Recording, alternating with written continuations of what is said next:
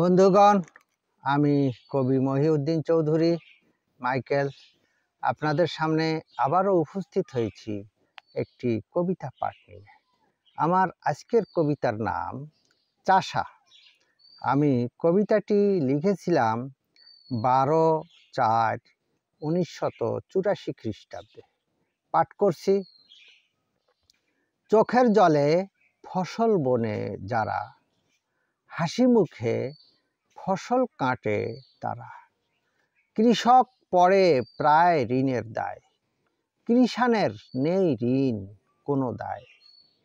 কৃষক কৃষাণ মিলেই ফলায়, ফসল কেটে ওঠায় গলায়।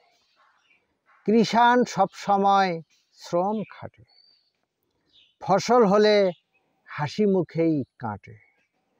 কৃষক কৃষাণ উভয়ই চাষা, একই গ্রামে ওদের বসত বাসা।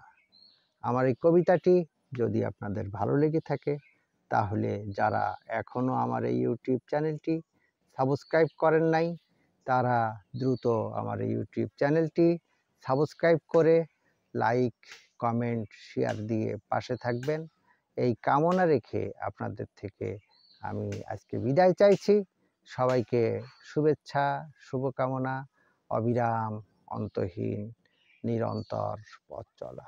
ধন্যবাদ।